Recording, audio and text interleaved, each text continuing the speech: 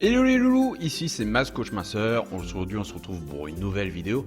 Alors pour ceux qui ne me connaissent pas, donc je suis expert en perte de poids pour femmes stressées et débordées. Vous m'avez sans doute déjà vu sur les réseaux sociaux car je suis un des modérateurs du groupe Régime Maigrir sur Facebook. Je donne énormément de conseils sur la nutrition et le sport axé perte de poids. Mes programmes et conseils sont appuyés par des études récentes, donc prouvées scientifiquement. Ces études, faites par les chercheurs, sont publiées avec des termes professionnels dans les revues scientifiques américaines. Et mon travail est de te délivrer tous ces meilleurs conseils de perte de poids qui restent cachés du grand public, dû à la barrière de la langue et aux expressions du métier. Et c'est exactement la démarche qu'avait fait mon mentor il y a de ça quelques années. J'étais mal dans ma peau, j'étais timide, je n'avais pas d'amis et tout est plus ou moins corrélé. Dans mon travail, cela n'allait pas. J'avais 20 kilos de trop. Mais grâce à cette personne qui m'a donné des conseils personnalisés, je suis passé d'une personne timide à une personne sûre d'elle, qui s'assume et qui est sollicitée par les grandes marques de compléments alimentaires pour mon physique sec et sans graisse. Bon, on va ensemble. Ne pas dîner, est-ce une bonne idée pour perdre du poids? Et oui, pour compenser des excès au déjeuner ou dans la journée, ou pour perdre rapidement du poids et mincir à vue d'œil, de nombreuses personnes décident de ne pas manger le soir. Alors, bonne ou mauvaise idée de zapper le dîner? Je vous réponds dans cette vidéo. Donc, zapper le dîner ne doit absolument pas devenir une habitude. Car c'est décidé, vous souhaitez perdre du poids et vous êtes fixé un objectif à atteindre. Mais s'il existe de nombreuses manières de perdre quelques kilos que l'on a en trop, en optant pour un rééquilibrage alimentaire par exemple, ou pour un régime bien précis, certaines de nos croyances en matière d'alimentation sont à revoir. Et parmi elles, on retrouve l'idée de ne pas manger le soir et de zapper le dîner, pour réduire le nombre de calories ingurgitées. Mais cette idée n'est pas forcément la bonne, surtout si elle devient une habitude. Le soir, posez-vous la question, est-ce que vous avez vraiment pas faim? Ou alors est-ce que vous cherchez à vous persuader de ne pas avoir faim pour ne pas manger et ainsi espérer perdre quelques kilos en trop? En effet, si vous n'avez pas faim le soir à l'heure du dîner, il n'y a pas d'intérêt à se forcer. Si vous avez pris un déjeuner copieux et tardif et que vous êtes sorti de la table à 16h, oui, dans ce cas-là, c'est plutôt une bonne idée de ne pas enchaîner sur un dîner alors que vous n'avez pas faim et que votre corps ne manque de rien.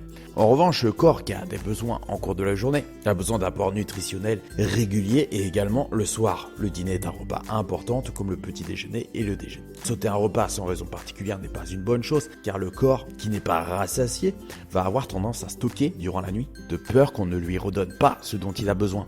Et oui, lorsqu'on empêche son corps de recevoir le carburant dont il a besoin, il prend des réserves.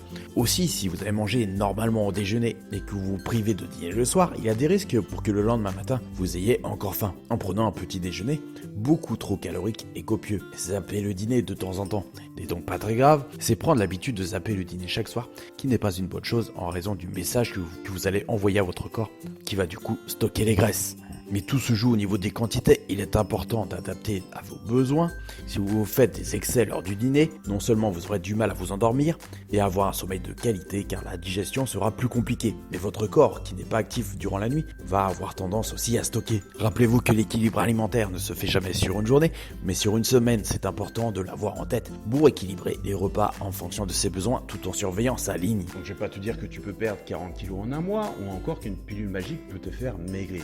À partir du moment où on te dit ça, pose-toi vraiment la question. Veux-tu vraiment perdre du poids ou veux-tu acheter du rêve avec quelque chose qui finalement n'existe pas? En tout cas, ne culpabilise pas si aujourd'hui tu as du mal, si tu ne sais plus quoi faire et si tu as fait tellement de régimes différents que ton corps fait le yo-yo sans arrêt. C'est normal d'être perdu devant la masse d'informations, surtout à l'heure d'internet et devant toutes les bêtises que l'on peut entendre. Sache que moi aussi je suis passé par là.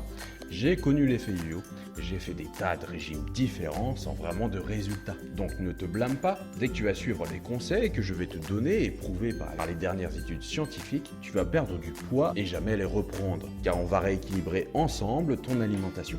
Alors peut-être que tu hésites aujourd'hui, que tu doutes, et peut-être qu'au final tu ne feras rien. Arrête de perdre ton temps et de l'énergie à essayer. N'essaye pas, fais-le dès aujourd'hui. Car tu sais, la vie est courte et la vie est trop courte pour ne pas être bien dans sa peau. D'autant plus que tu n'es aujourd'hui qu'à un clic du corps dont tu rêves. Donc ne laisse pas ce scénario arriver.